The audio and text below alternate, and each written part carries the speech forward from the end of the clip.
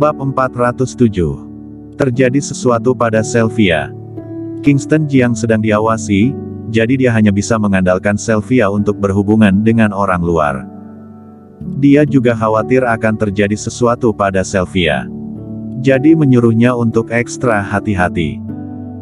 Sylvia tersenyum manis dan berkata, "Tidak apa-apa, jika mereka ingin menyerangku, mereka sudah akan menyerang dari awal, tidak perlu menunggu sampai sekarang, apalagi aku adalah orang yang kamu pekerjakan, mereka sama sekali tidak memiliki alasan untuk menyerangku. Tetap saja kamu harus berhati-hati, data di lembaga penelitian dicuri, pangeran pasti akan melakukan sesuatu, dia pasti akan mengawasiku lebih ketat, bahkan akan mengawasimu. Aku akan berhati-hati, jika terjadi sesuatu, aku akan meneleponmu, cepat keluar, jangan ganggu aku." Baik. Kingston Jiang berbalik dan berjalan keluar. Dia tidak naik ke lantai atas, duduk di ruang tamu di lantai bawah. Setelah Sylvia selesai membersihkan dapur, dia mengambil sampah dan berjalan keluar. "Kak Kingston, aku akan keluar terlebih dahulu. Pergilah, ingat, kamu harus berhati-hati. Jangan khawatir, aku akan baik-baik saja." Sylvia tersenyum manis, membawa sampah, dan pergi. Setelah dia pergi, Kingston Jiang baru naik ke lantai atas. Klutang sedang duduk di depan laptop di dalam kamar, melihat beberapa laporan data perusahaan Yongle. Kingston Jiang berjalan dan melihat bahwa dia masih sibuk, dia mengingatkan, "Kamu juga memiliki racun Gu di dalam tubuhmu, jangan sampai kelelahan." "Aku mengerti." Klutang berbalik dan tersenyum pada Kingston Jiang. Kingston Jiang tidak banyak bicara, berjalan menuju tempat tidur, duduk bersila di atas tempat tidur, memejamkan mata dan bermeditasi.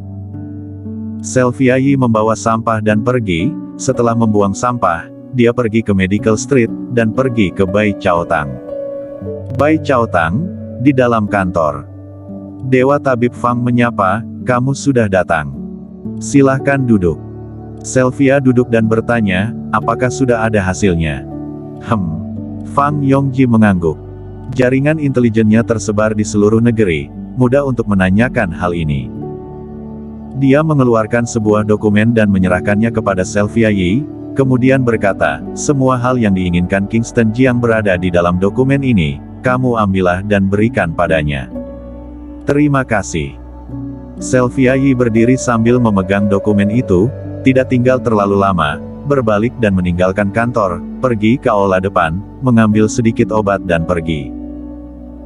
Dia telah mengikuti Kingston Jiang selama beberapa waktu, di bawah bimbingan Kingston Jiang, kemampuan anti pengintaian dan anti pelacakannya secara bertahap menjadi lebih kuat. Dia tahu bahwa kemungkinan besar dirinya akan diawasi, jadi dia mengambil sedikit obat untuk menyembunyikan tujuan aslinya. Jalanan di luar Bai Chaotang. Sebuah mobil hitam diparkir di sini. Ada 5 pria di dalam mobil. Seseorang membuka mulutnya dan berkata, "Kak Eddie, tidak masalah jika kita disuruh untuk mengawasi Kingston Jiang yang tidak berguna itu, tetapi sekarang kita malah perlu mengawasi wanita lemah ini, apakah perlu?" "Ini adalah perintah Kak Nif, kita juga tidak memiliki jalan lain, awasi saja. Menurutku, tangkap saja wanita ini dan siksa dia, dia pasti akan mengatakan semuanya, tidak perlu membutuhkan banyak usaha." Ucapannya benar, langsung tangkap saja. "Kak Eddie, ayo kita tangkap langsung, dan siksa dia, mari kita lihat apakah kita bisa mendapatkan sesuatu, jika bisa mendapatkan sedikit berita, maka kita bisa mendapatkan kontribusi, selain itu gadis ini terlihat cantik, mungkin kita bisa memuaskan diri kita." Beberapa orang di dalam mobil tertawa ketika mendengar hal ini. Kak Eddie juga merasa frustrasi selama beberapa waktu ini. Saudara-saudara lainnya semuanya sedang bersenang-senang dengan model muda di dalam klub, tetapi dia malah selalu mengawasi Kingston Jiang dengan saudaranya, dia sudah merasa sangat bosan. "Tangkap." Setelah memikirkannya, Kak Eddie memberi perintah. Pada saat ini, Sylvia Yi sudah berjalan keluar. Dia membawa obat yang dia pegang di tangannya, dan ada informasi yang diberikan oleh Fang Yongji di dalam tas obat. Dia berdiri di sisi jalan dan memanggil taksi dengan santai. Begitu taksi melaju pergi, mobil hitam di belakangnya mengikuti. Ketika taksi melaju keluar dari Medical Street dan tiba di persimpangan yang berbelok, mobil hitam itu dengan cepat melaju dan menabraknya. Bang! Kekuatannya lebih kuat, bumper belakang taksi sampai berubah bentuk. Taksi berhenti seketika, dan supir berjalan ke mobil hitam, menepuk kaca, dan berteriak, "Bagaimana caramu mengemudi?"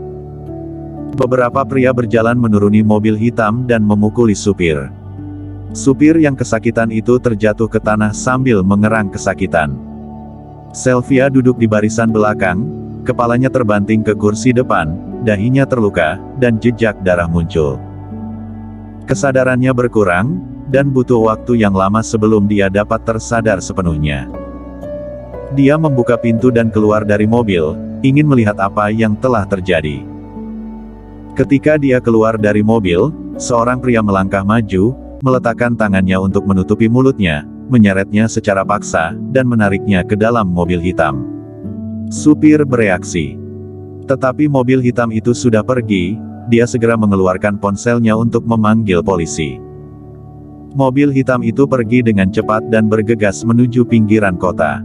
Di dalam mobil, Sylvia ditutup mulutnya dan ditekan erat di kursi belakang. Dia berjuang terus-menerus, tetapi kekuatannya terbatas dan dia tidak bisa melepaskan dirinya sama sekali. Kak Eddie mengambil tas obat di tangannya dan melihatnya dengan santai. Dia melihat sebuah dokumen dan tidak bisa menahan diri untuk membukanya. Ketika dia melihat isinya, dia tiba-tiba mengubah raut wajahnya dan berkata, "Cepat, pergi ke pangkalan dan cari Kak Nif." Rumah keluarga Tang. Kingston Jiang duduk di tempat tidur dan bermeditasi. Dia memeriksa waktu, sudah pukul 10 malam.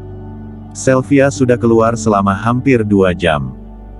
Pergi ke Medical Street untuk mencari Fang Yongji, butuh lebih dari 1 jam untuk bolak-balik, tetapi sudah 2 jam sekarang, dan Sylvia masih belum kembali. Dia mengerutkan kening tanpa sadar, lalu mengeluarkan ponsel dan menelepon Sylvia. "Maaf, nomor yang Anda tuju tidak aktif." Ponselnya dimatikan, dan panggilannya tidak dapat tersambung. Kingston Jiang memiliki firasat buruk bahwa sesuatu telah terjadi pada Sylvia. Dia berdiri dengan tergesa-gesa. Klu Tang memilah-milah data selama beberapa jam, dan akhirnya telah selesai. Dia meregangkan pinggangnya dan berdiri, melihat Kingston Jiang akan berjalan keluar. Dia tidak bisa menahan diri untuk berteriak, "Suamiku, kemana kamu akan pergi? Aku akan turun ke lantai bawah untuk melihat-lihat," kata Kingston Jiang, lalu dia keluar dan turun ke lantai bawah. Setelah tiba di lantai bawah, dia langsung mengangkat telepon rumah dan menelepon Raja Xiaoyao. Panggilan itu segera tersambung. "Siapa ini?"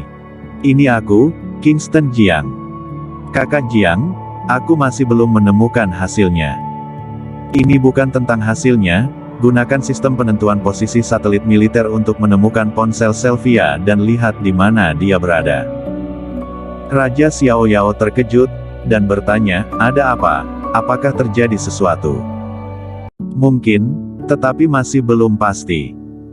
"Baik, aku akan segera memeriksanya. Aku akan meneleponmu lagi nanti." Ketika Raja Xiaoyao memutuskan panggilan, dia dengan cepat menggunakan hak istimewa untuk menemukan nomor ponsel Sylvia Yi, dan mengetahui rute perjalanan Sylvia Yi dalam 1 hari. Tetapi pada 2 jam sebelumnya, ponselnya tidak memiliki sinyal, dia kehilangan petunjuk. Raja Xiaoyao langsung mencari tempat hilangnya sinyal ponsel Sylvia Yi. Dia segera mengetahui bahwa seseorang telah dirampok di persimpangan sudut ini malam ini, dan polisi telah campur tangan dalam penyelidikan. Setelah mendapatkan kabar ini, dia segera memanggil Kingston Jiang. "Kakak Jiang, benar-benar telah terjadi sesuatu. Sekitar setengah jam yang lalu, ada kecelakaan mobil di sudut jalan Medical Street, seorang gadis muda dibawa pergi, supir memanggil polisi, dan gadis ini adalah Sylvia." Raut wajah Kingston Jiang langsung tenggelam. "Raja Xiaoyao, aku tidak pernah memohon padamu, kali ini aku mohon, segera cari, pastikan untuk menemukan Sylvia. Jangan khawatir, aku akan melakukan yang terbaik untuk menyelidiki hal ini." Raja Xiaoyao memutuskan panggilan. Setelah itu, dia menelepon pihak polisi secara langsung. Pihak militer akan mengambil alih kejadian penculikan gadis di luar Medical Street malam ini. Segera serahkan informasi yang telah ditemukan kepada militer. Segera lacak keberadaan mobil hitam itu. Dalam 5 menit, aku ingin mengetahui di mana keberadaan mobil hitam itu. Tentara Xiaoyao siap siaga dan bertindak kapan saja. Raja Xiaoyao mengeluarkan serangkaian perintah. Setelah Kingston Jiang menelepon Raja Xiaoyao, dia masih merasa khawatir dan menelepon Fang Yongji lagi. Terjadi sebuah masalah, Sylvia diculik. Gunakan jaringan intelijen bawah tanahmu untuk melihat siapa yang melakukan hal ini, dan lihat apakah kamu bisa mengetahui keberadaan Sylvia saat ini. Baik, aku akan segera memeriksanya.